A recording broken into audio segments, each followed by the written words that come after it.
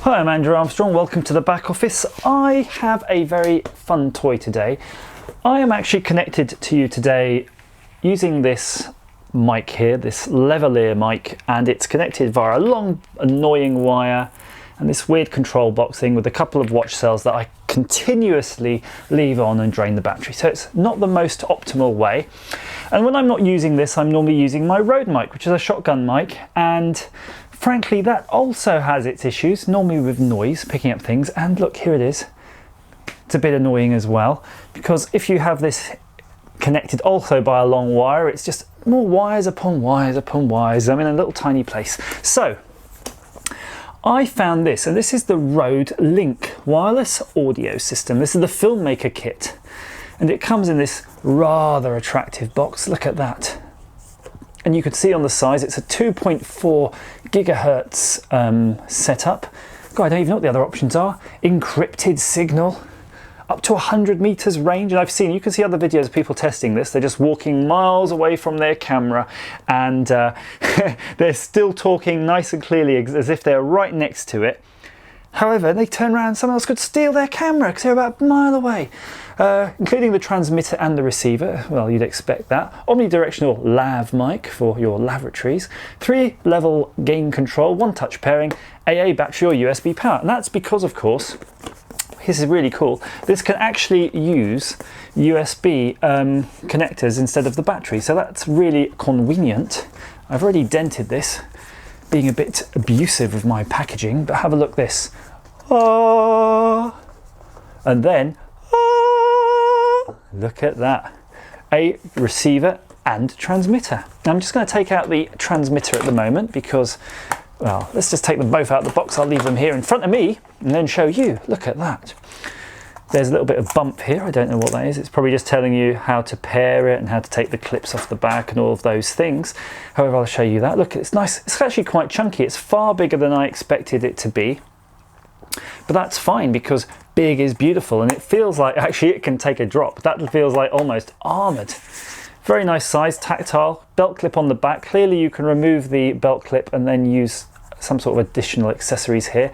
Button here, I'm suspecting for the battery door. Oh, there we go. Battery door restrained. Look, it doesn't fall away, or retained rather. AA cells, there's your 2 AA cells. Here's your gain control.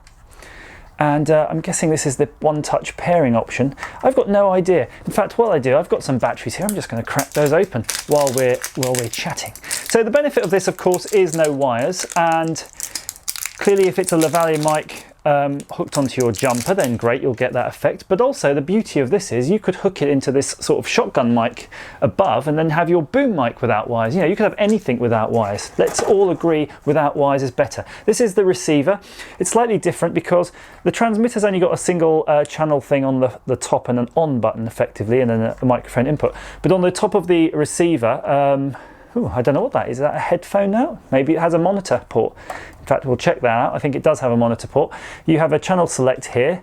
This looks like a mute, so this is probably muting that monitor. And there's a nice OLED screen, apparently. I read that, I haven't seen it yet. And this is really cool. It's actually, in addition to the belt clip, it's actually got a hot shoe or cold shoe mount, so it actually just sits on your camera looking awesome and cool. This will be really nice for shows. So I've just opened that one. I'm going to pop the batteries in. In fact, what I shall do, let's pop one battery in each. I've got the other one just down here in front of me. There we go. Let's go for the, I don't know, receiver first, and then the transmitter. I haven't read the instructions, so I could be doing this all wrong. I'm going to close them up. That doesn't give me access to the pairing button, but let's see what happens. So let's try putting them on. So this has got a 1 on it, and this says 1. So I guess that may have already worked. It's receiving. Hello. So it says RX and TX there, so I don't know what that means. Really ought to read the instructions, but yeah, you can see that says channel 1 and they're paired. So what I can do is actually we can experiment with this, because technically Oh, by the way, I just realised what this port is. I'm such a divot. This port is, of course, the wire that goes into your camera, because you're going to need to connect that up. Right, what else in the box while we're going to find that wire, hopefully? There's lots of things. So here's your little springy clip for your lav mic to clip it to your jumper. I actually just broke the clip on this one earlier, so let's hope that this clip is a lot more robust. It actually looks like it's made of metal rather than plastic, so it should be. Another type of hot shoe, cold shoe adapter. And then a little baggie, because this of course comes with the Road Lav Mic kit, as you can see here. And these kits alone actually are quite expensive. I think they're well over £100. It's got the little dead cat for outdoor use. Here we go. And I've got my little dead cat Ziggy down below making noise. He could be a dead cat if he's not careful. And here's the mic itself, and look at that. It's very dainty, very tiny and dainty, and of course its own little foam sock. Right, so that's that done. Let's find our other wire to connect this to the camera, and I'm looking in here. I don't see it.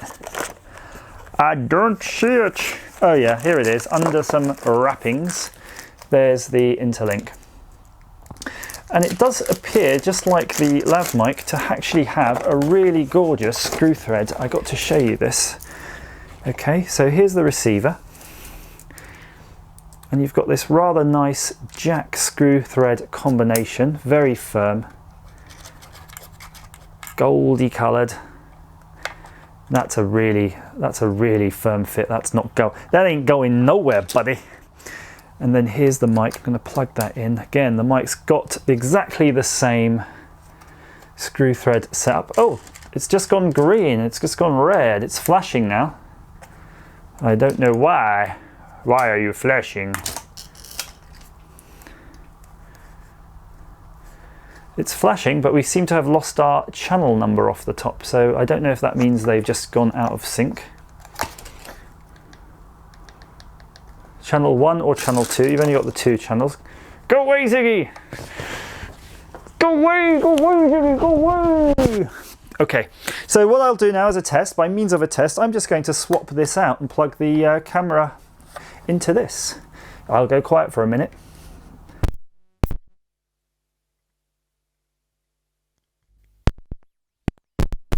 Okay, how's that? Hello. Oh, I'm going to unclip this one as I don't need it anymore. And it's rather disappointing broken clip here. And I'm just going to have a little root around in this little baggie of stuff to see where is our clip for this. So hopefully the quality is decent.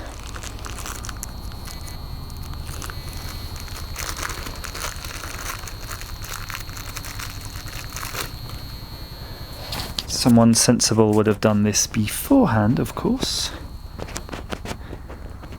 It's a nice metal clip, actually, very firm. It almost feels like you're going to break the wire getting it in here. Okay, but it does go. There we go. Oh, that's because I'm doing it wrong. Fine, doesn't matter.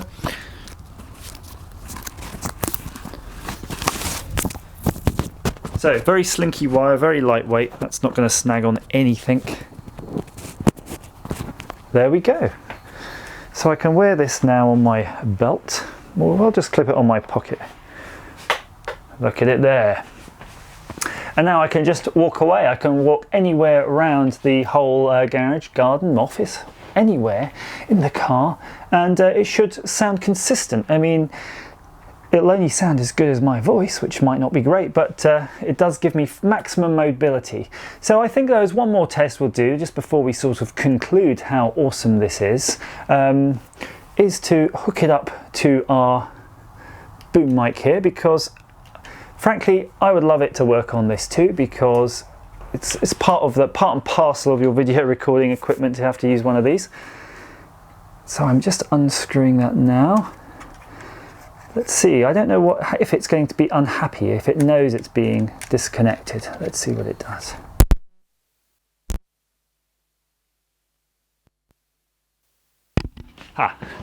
There we go. It did go red briefly, however I did notice then that this boom mic wasn't turned on, so I went and reset the other unit. What I'm going to do now, just as a test, I'm just going to unplug it, and then we'll plug it back in and just see if it automatically connects.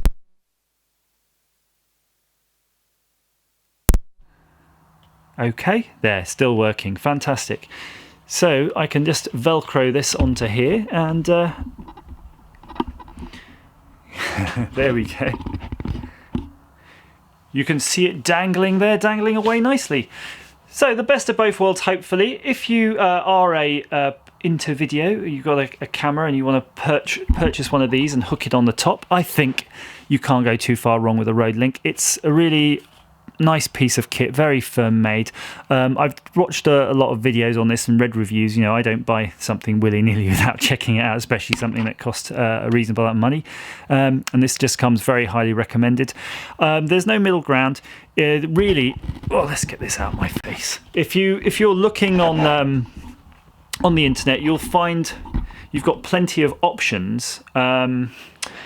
But they're definitely in different sort of price breaks. So for example, for around £50–60 you might get a Boya brand, and remember that's the brand that made my sort of brokey one. They're okay, they're not amazing. Budget brand from China.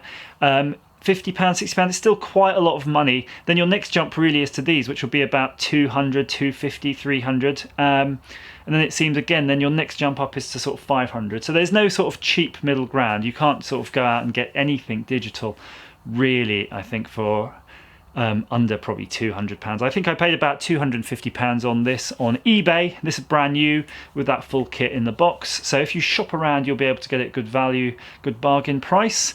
As far as I know, you can get the 2 channels of this, and I have seen people use them in pairs. So they did appear to be doing some sort of mixing with them. So perhaps they were either mixing on the receiver end or the transmitter end. So, you know, so basically having a weird stereo input thing going on. Have a look, see what configuration you can. The Rode website will tell you all about these. Please feel free to leave any comments or ask any questions down below, and I'll do my best to answer them. And please feel free to click subscribe. I really appreciate your support. As ever, thank you for watching. The benefit should be that I sound equally as loud and hopefully audible back here as I do coming forward to here. I think this, looking at the VU meters on the screen in front, definitely it's working fine.